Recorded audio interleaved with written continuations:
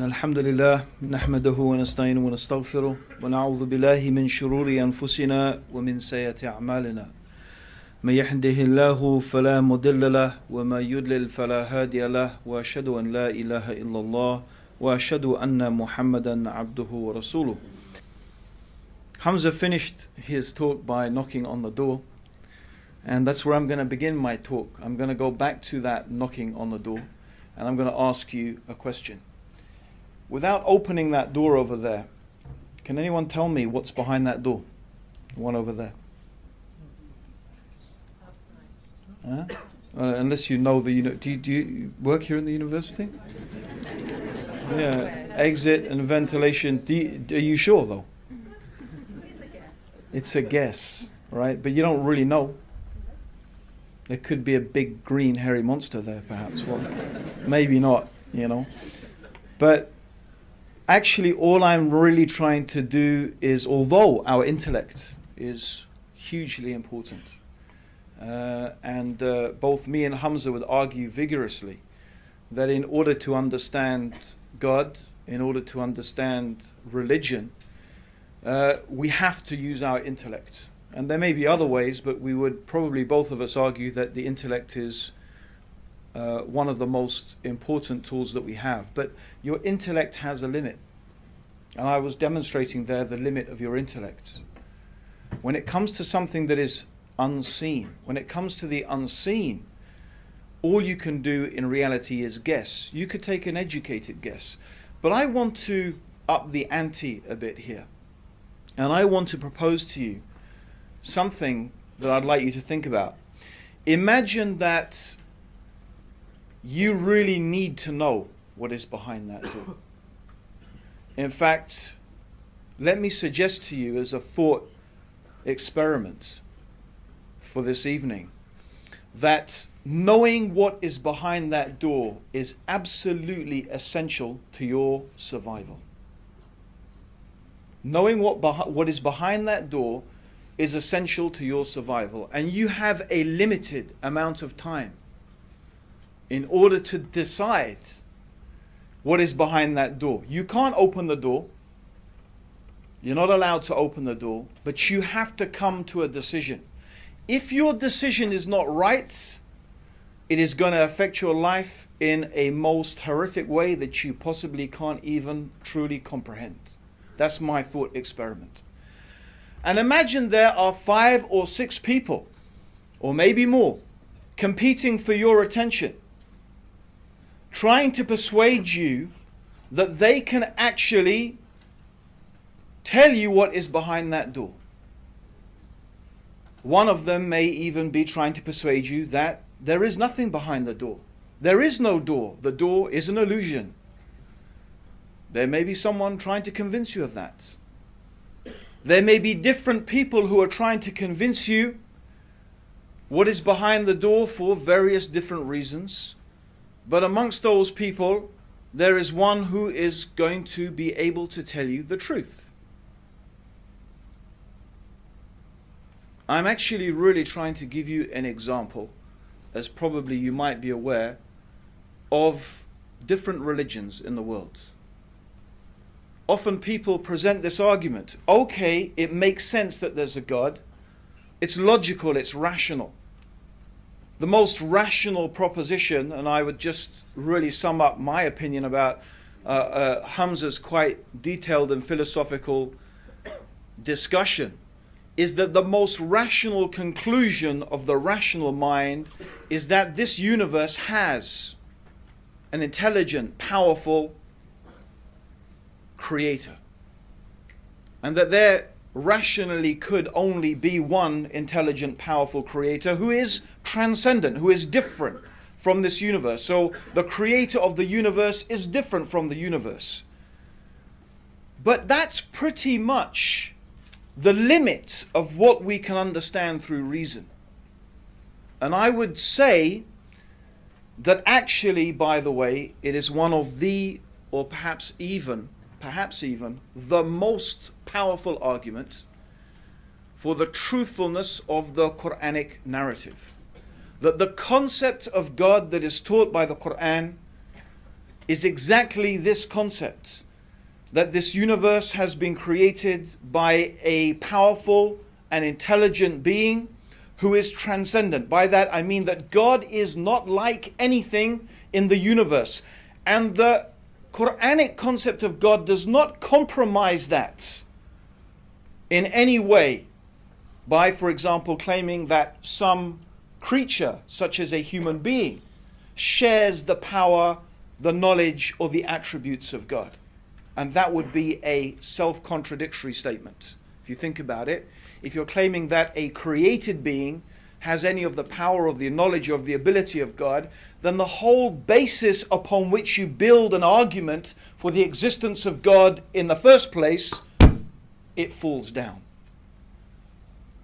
It demolishes itself. So that's what I would propose, first of all, is one of the most powerful arguments, one of the most persuasive arguments, that a person should believe what the Muslims are saying. Because the similitude or the example I'm giving of the door is really the example of the afterlife. It's the example of the afterlife. It's also the example of knowing God. How can we know God? Through what means can we know God? Is there a means to know God? All of these questions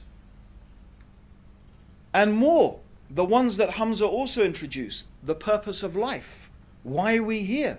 What is it all for?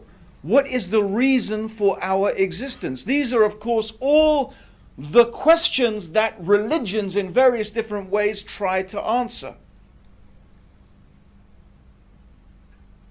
And there is another issue, the problem of evil.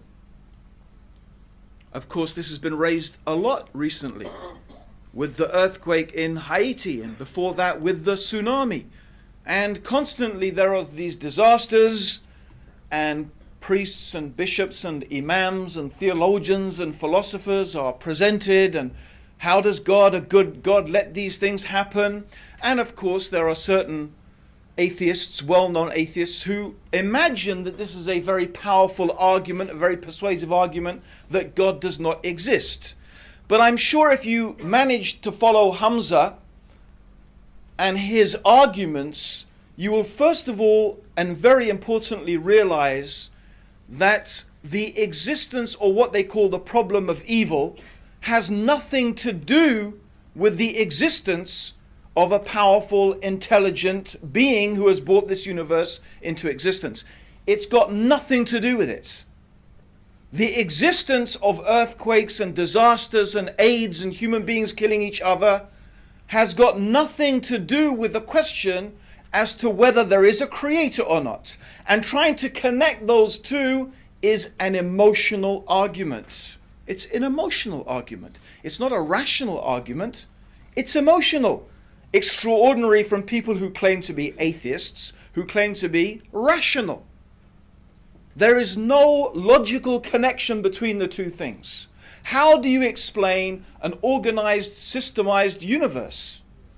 The most rational conclusion is an organizer, a systemizer. That's the gist, the very condensed gist of one part of Hamza's argument. So the real question here is, why does this creator allow suffering? Why does this creator let these things take place? Why does this God create a world in which there are earthquakes and tsunamis, in which children die, in which there is rape and murder and genocide? Why? Of course, I just painted the negative things. There's a lot of beautiful positive things as well we could talk about. Love, happiness, joy, peace, tranquility, friendship, literature, society in many different ways, different physical and mental pleasures that we experience consistently throughout our lives. So we shouldn't imagine that the world is just this grim, terrible place. But the question of these evil things, as they're called, evil things, is not a question about God's existence It's a question of why. Why does the Creator let these things happen? Now again, how can we know the answer? How can we know the answer? From where can we know the answer? Philosophy here really lets us down. And all ultimately we have is conjecture. And in Arabic it's called dhann, conjecture. Well, maybe this. Maybe it's an exit. Well, it looks like an exit. It's got exit written. And obviously there are some good guesses we can take. But how do we achieve certainty? This is the question. How do we achieve certainty? From where can we get certainty? How can we be sure? Well, I would propose that the only way you can truly be sure, the only way you can truly be certain as to what is the purpose of your life, what is the reason for your existence, is when the one who gave you life and the one who gave you existence tells you. It's the only way you can be sure. The only way you can be certain is when God tells you, I created you for this reason. Everything else is guesswork. Everything else is speculation. Why is there evil? And I use this word in inverted commas, evil. Why is there suffering? Why do these things exist?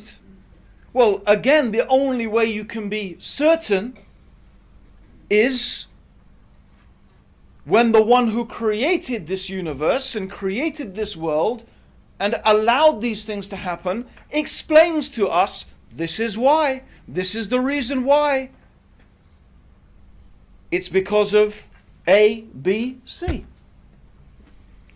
But I'm sure in the minds of everybody here, it begs the question. All of this begs another question. Which guy am I going to trust? I need to know. You need to know what's behind that door. You need to know. It's very important. I mean, let's take the options. Option 1, right? It's pretty much shared by the 3 monotheistic religions. Option 1 is, you are going to die, and when you die, at some stage, there will be a day of judgment. We will be recreated, or in some traditions, your soul will be brought before God and you will be judged. You will be asked about every single thing that you have done, as the Quran describes it. Every atom's weight of good and every atom's weight of evil, you will be asked about it. The tradition is pretty common. The Quran is very descriptive about what is going to happen on that day of judgment. How will we be questioned? What will the state of the human beings, their panic, their fear, their terror? The Quran describes it, the day of judgment, as one day like 50,000 years. One day like 50,000 years. Just the day of judgment makes your entire earthly existence seem like a moment of a day. That's just the day of judgment. What is to follow is even more terrifying. There is the alternative of eternal bliss in paradise or eternal torment in hellfire. Now, I told you what is behind the door is pretty important. And you've got a limited time to find out. The other alternative, of course, is suggested that you will be reincarnated. It may seem less compelling, but it's still pretty serious. I mean, I don't think I would like to be reincarnated as a cockroach or a rat or a donkey. I don't know, it depends where I was, a cockroach or a rat or a donkey, I suppose. I mean, if I was a dog in my mum's house, I might be quite happy. Okay, but still, I don't think so. But seriously, even if you believe in reincarnation, well, how do you know? How do we know? But it's a possibility that's being suggested, or is there nothing? Do you just dissipate as energy into the universe? How do you know? You've got different people making competing claims. How are you going to sort one from the other? What do you do? What criterion? You know, this is a thing I would like to know. what criterion are you going to use? The Quran tells us that throughout history, God, the Creator, has sent messengers. This is what Muslims believe. That throughout history, throughout the human history, God has chosen individuals from amongst the human beings to remind the human beings of the things that we have been discussing here tonight, not only about the existence of God, of course, but also about our relationship with God, about the purpose of our life, about the reasons why God lets things happen to us and how we are supposed to deal with all of that.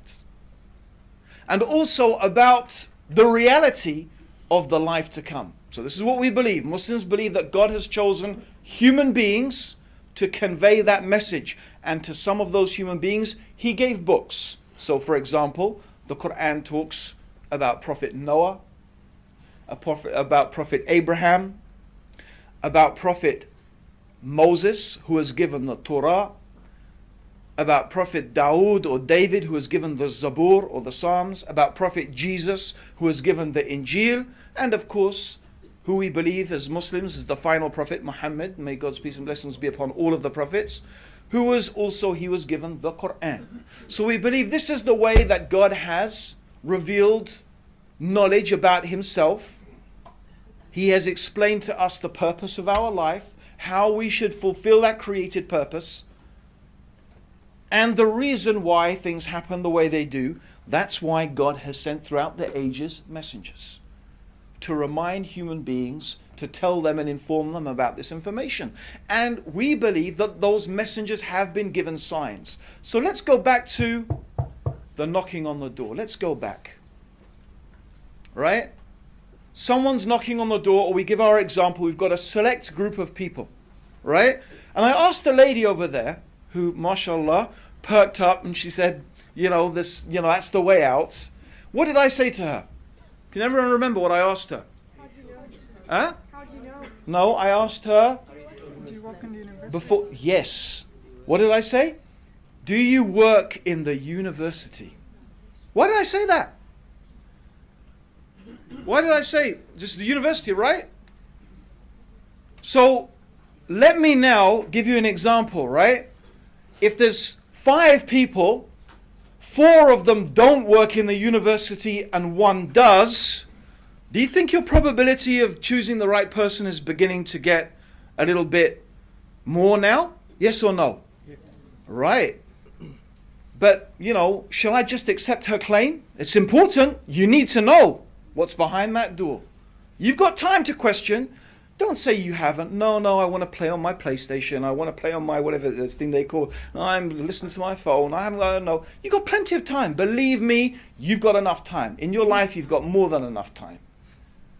Ask the question. Okay? So she made a claim. I could just say, she looks an honest type of lady. She really does. So she's got a nice smile as well. That's going to convince me.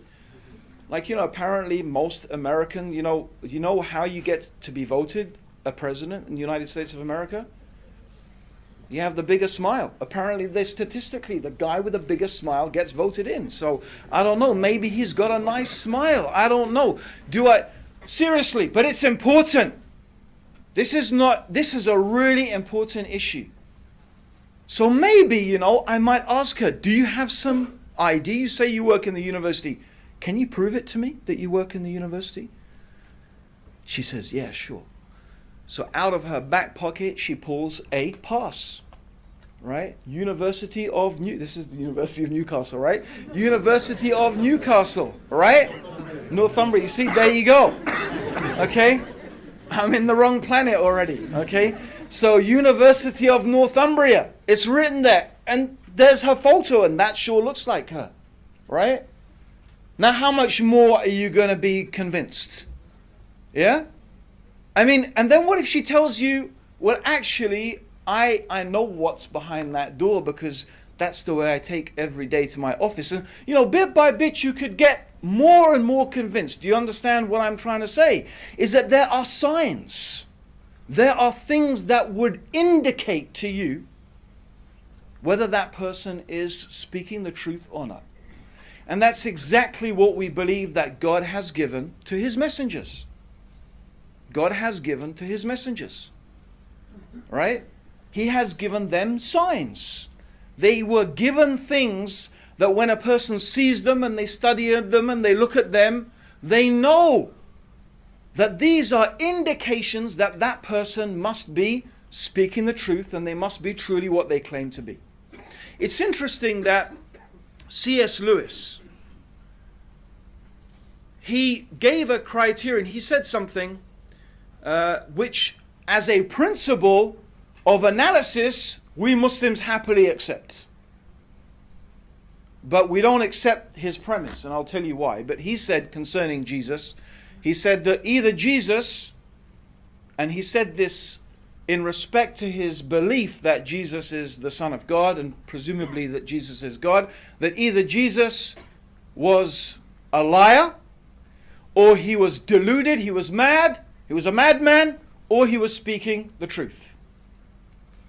And he says, well, if you look at the life of Jesus and what Jesus said and how he behaved, you can eliminate those. You can say, well, he wasn't a liar and he wasn't mad, so he must have been speaking the truth. There is, of course, another possibility. The other possibility is that what has been taught to you about Jesus is not true. And the things that you claim he said, he never actually said. I just say that because although I actually accept the basic argument, I don't accept his conclusions for that extra reason. But let's just say, it's actually a totally valid analysis to make of any claim of any individual. Anything anyone claims, anyone makes a claim. They could be lying. Lying means they are purposefully trying to deceive you. They know very well that what they're saying is untrue, but they are lying. They are purposely trying to deceive you. That's one possibility. And this, of course, applies to anyone claiming prophethood. I know what God says. I know God's telling me why you're here, what the purpose of life is, where you're going to go after you die. I know. How do you know? God told me. So you can analyze. Is he truthful? Is he a liar? Is he deluded? And each different person will display different characteristics. The liar, and as I'm sure you probably, most of us learn, I don't know, I learned that in my life, right? I learned that usually a lie leads to another lie, which leads to another lie, and then you have to lie to cover up the lie that came before. And you could be a good liar, and maybe you could go for quite a long time, but sooner or later, the pack of cards of lies just collapses around you. Because you just have to keep on making up lies to cover up. I think most of us hopefully learned that when we were kids, right? Okay? Maybe politicians didn't, I don't know. No offense to politicians. There are some very, very good politicians and who are sincere public servants. We have maybe an unjust view of politicians. Okay? It's just a cheap joke, really. But the point being, seriously, the serious point is the point about lying. It has a characteristic. Similarly, a deluded person. Now, what's the difference? A deluded person is saying something untrue, but they really genuinely believe it. That's different. You see, the person who is deluded is sincere. They actually really believe it. So they could display some of the characteristics of a truthful person, right?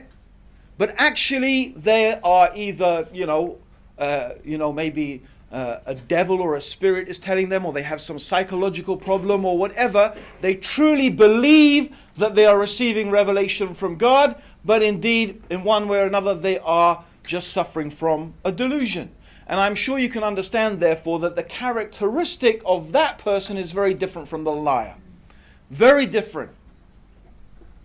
But there are still ways that you can identify that.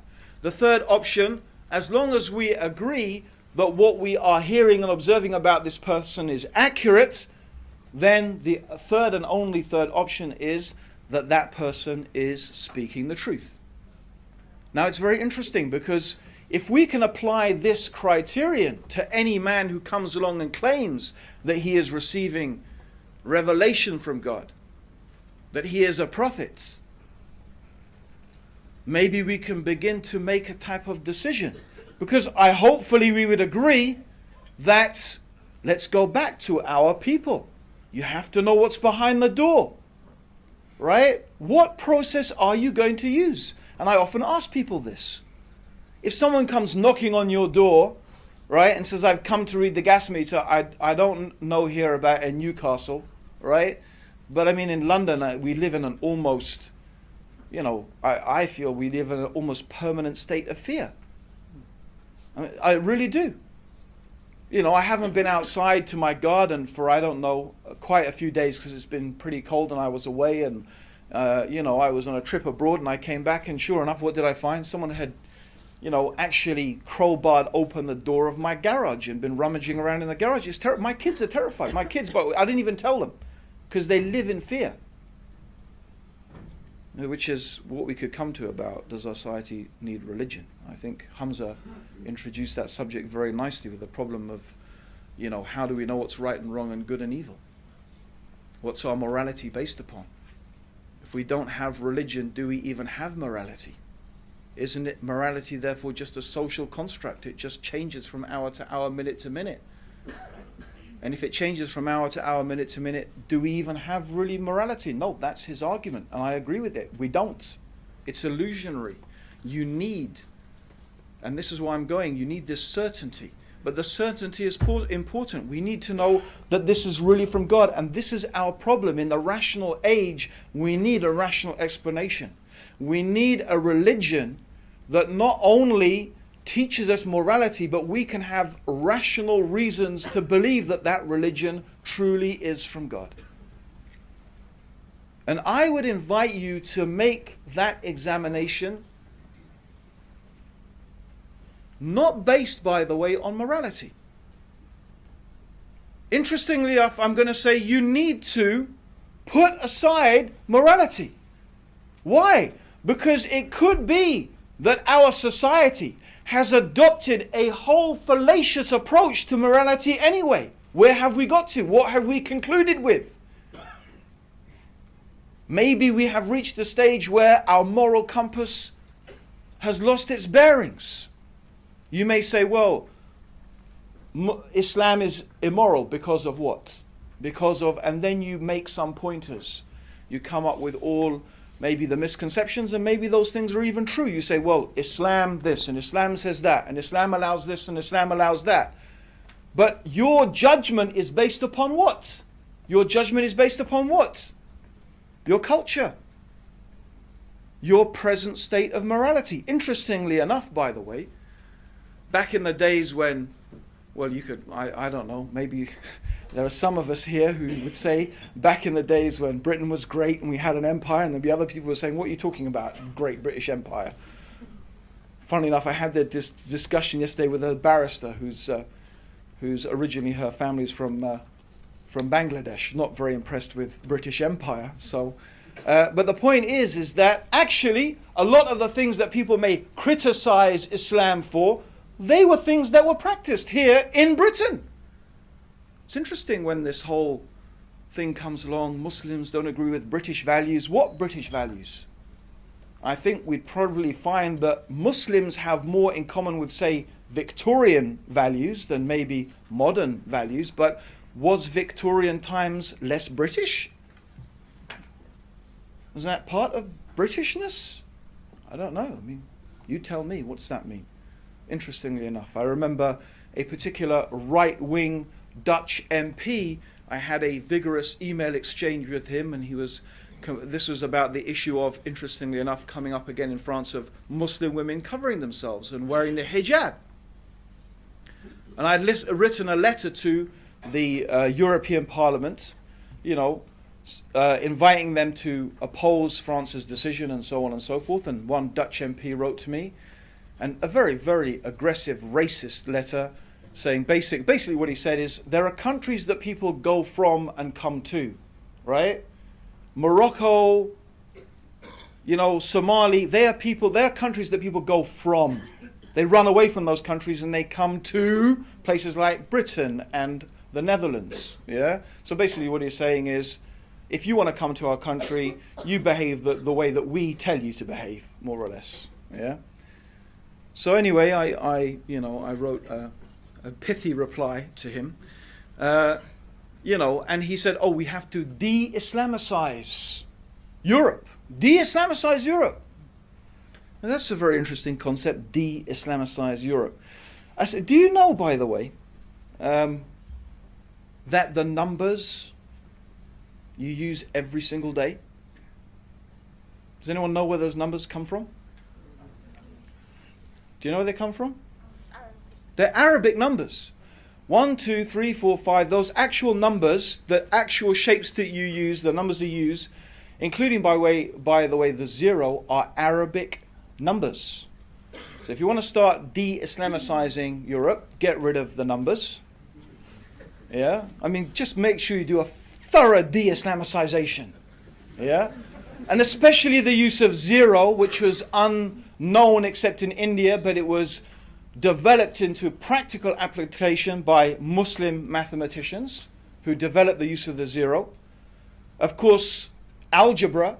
You can't even imagine basic things in our society existing without algebraic equations. I mean, some of us may quite happy to get rid of algebra, but I think on a practical scientific point of view, we couldn't do much without it. But algebra, of course, is something. The word itself is Arabic. Al-Jabra, from Kitab al-Jabra, which was written by a famous Muslim mathematician who developed the whole system of algebra, by the way, in order to calculate the zakat. So I won't go into the whole thing. I mean, what do you mean de-Islamicize? So, I mean, my point is morality. If you're going to use the position of morality, that's not a good position to take. No, we have to go back. We have to look at the basics. And I'm asking you now to make an analysis, to look at the Prophet Muhammad. May God's peace and blessings be upon him. In the light of these three things, just these three things. Was he truthful? Was he deluded? Or was he a liar? You could do that by reading his life. But it's very interesting. And since I don't have time, obviously, to discuss many aspects of this, I would just like to propose to you two things. Just two things I want. First of all, it's very interesting that, of course, there is a long history of polemic against Islam. There is a long history, started with Saint John, I probably wouldn't like to call him a saint actually, but John of Damascus, who wrote the first polemical work against Islam, and he said some pretty absurd things, including claiming that the Prophet Muhammad died by being attacked by a group of pigs. That's what he actually claimed in his writings, and he pretty much set the standard for quite a few Christian writers after his time, making pretty absurd accusations. And of course his claim is that Muhammad was a liar. Why did he say this? And why, by the way, almost entirely, and I wouldn't say everyone, the Reverend Boswell, for example, is an exception, and there are others who take a different view today, but I mean historically, probably up until 100 and 150 years ago, almost without exception, most Christian writers accused the Prophet Muhammad of being a liar. The reason they did that is very simple. Any Christian or Jew who opens the Quran and reads the life of the Prophet Muhammad will be struck by how much consistency and similarity there is between what the Quran says, what the Prophet taught, and what they know from their own religion and scriptures. In fact, some of these things are very detailed matters of theology and philosophy, religious philosophy and law. In fact, some early Christians thought that the Prophet Muhammad was actually a bishop, a former bishop. That is the level of information they recognize, because they have to explain, where did Muhammad get all this information? Where did he learn about heaven and paradise and the hellfire and Moses and Jesus and Abraham and Noah and the detailed dietary laws and so on? Where did he get this information from? Well, he must have learnt it from a priest, from a rabbi, from this and that, and then he must have what? Made it up and invented it and made this religion together. That's the only way they could explain and still obviously not agree that Islam was the truth, by saying, well, he must be a lie, he must have invented it. And it's very interesting that there is another group of writers, and these writers are much more modern, and people who have now accessed themselves to the sources and have begun to read for themselves about the life of the Prophet. In other words, not relying upon these Christian polemicists. And they said, well, that we don't really find evidence from the life and character of the Prophet Muhammad that he was a liar.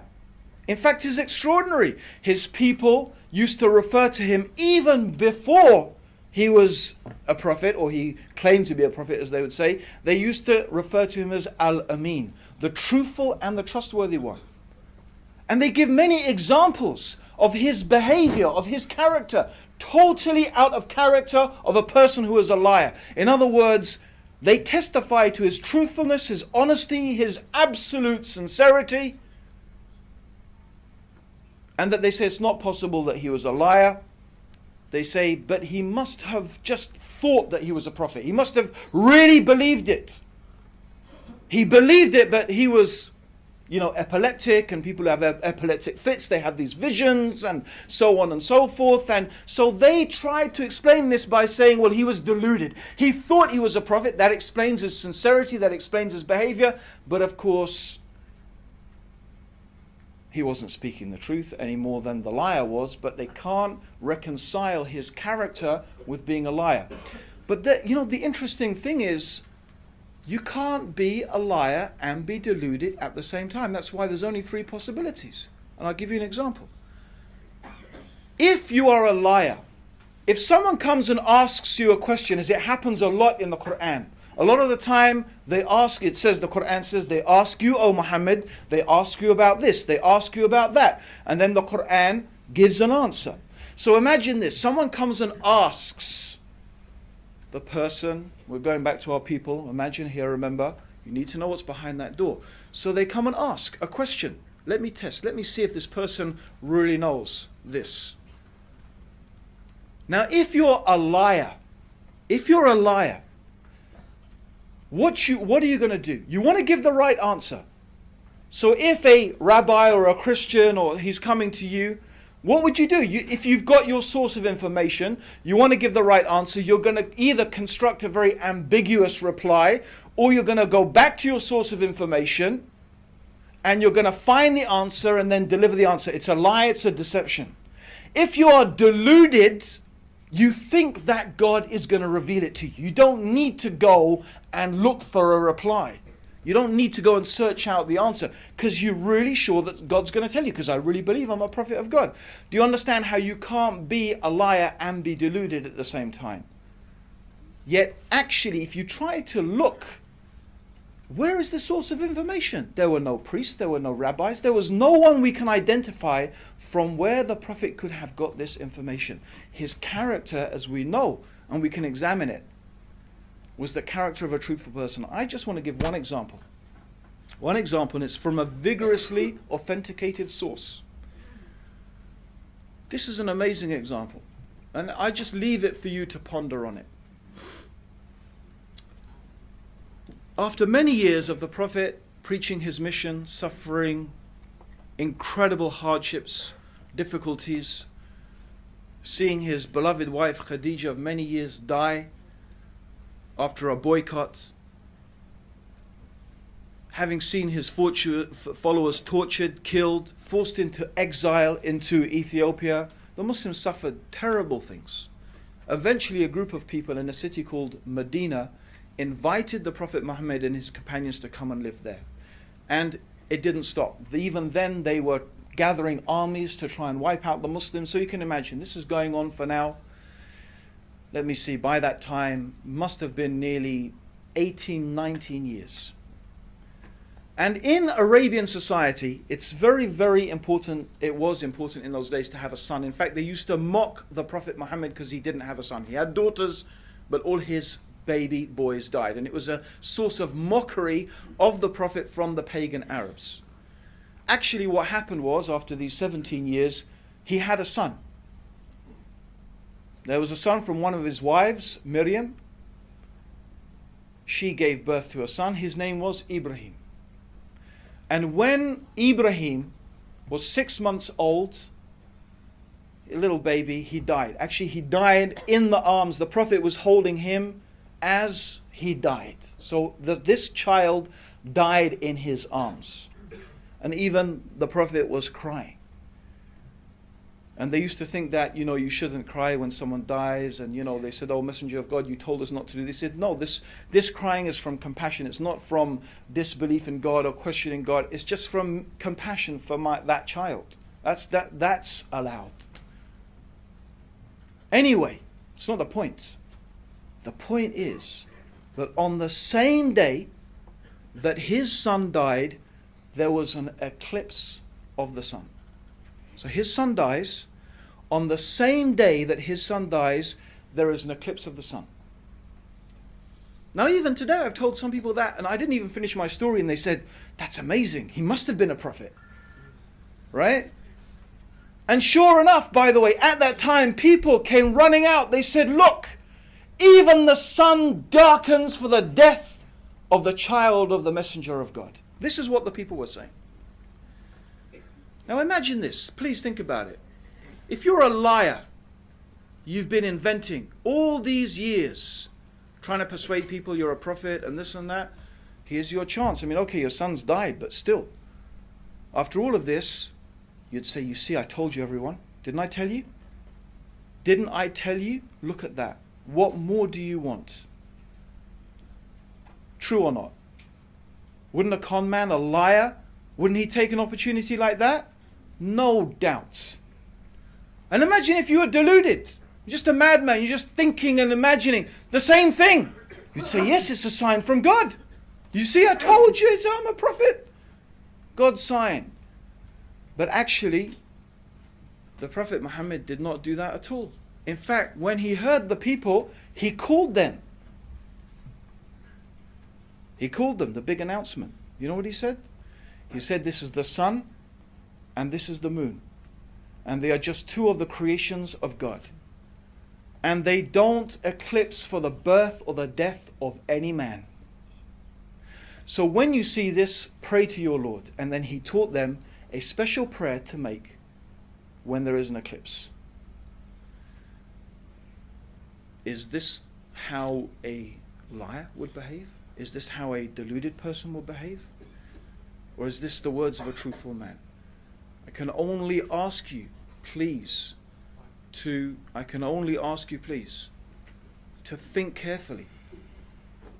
There are many people making many claims and being able to claim to tell you what is behind the door. I am absolutely convinced, as Hamza has introduced, and as I'm sure that I truly believe many of you here today would agree, that the loss of religion, the loss of an absolute anchor of morality in our society has set us astray as a society and is a large contributing factor to the increasing chaos that we find in the world around us. I have no doubt in my mind that society, Western society, the world as a whole, actually needs religion more now than it ever did. But where is the religion that can offer us certainty? Where is the religion that can offer us a rational certainty that is not merely based upon what our ancestors did, or just some belief, or maybe it just makes me feel good, or that person smiled nicely? Certainly I believe that all of us have a duty, as Hamza has mentioned the verses of the Quran, to think deeply about these issues to think very deeply about these issues. Of course, all we, both of us, have been able to do is a little introduction to all of you on a vast topic. It is our happiness and joy to be able just to stand here in front of you and share some of our thoughts, our understanding, our feeling. It of course is totally up to you and your own conscience, how you deal with it, what sense you make of it or not. As the Quran says, La ikraha fid din. There's no compulsion in religion. No one should be forcing anyone what to believe or what not to believe. But I do believe that having a discussion is important, that at least if you could understand, even if you could understand, that Muslims do have a rational basis for believing what they believe, for behaving the way that they do. It's not based upon some mere, irrational emotion. That there are some, and I believe, of course, compelling reasons to believe that not only does society need religion, that Islam is something that can contribute hugely to the well-being of society. And I do look forward to that, and may God bless all of you for coming here tonight. May God